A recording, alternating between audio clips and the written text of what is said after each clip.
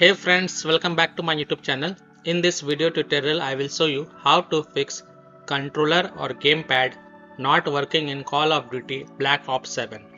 So without wasting time, here follow the fixes. The first fix is to enable disable Steam input. So open Steam, go to library, right click on Call of Duty and then select properties. Go to the controller tab and first select disable Steam input. Then make sure changing requires restart of the game. So just relaunch Call of Duty Black Ops 7 and then check controller or gamepad is working or not. If that doesn't help, then again go to properties, go to controller tab and this time select enable Steam input. Then again restart the game. So you have to again close the game and then relaunch the game and check if your problem is solved or not.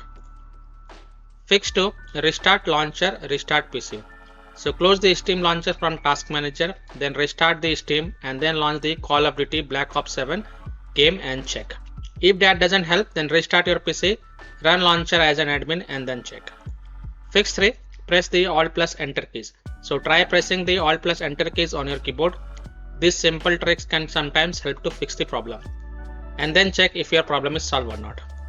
Fix 4 is to disable third-party game controllers and unplug additional peripherals.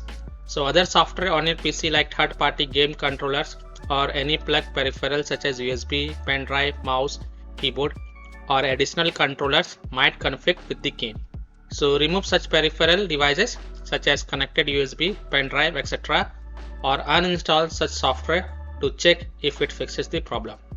Fix 5 is to use a wired controller. This is an alternative solution. Maybe game have some bugs or glitches at present and your wireless controller is not working. So if you are having a wired controller, then connect it and then play the game as of now. So these are some of the fixes that you can try to solve controller or gamepad not working in Call of Duty Black Ops 7 game. So that's all for this video.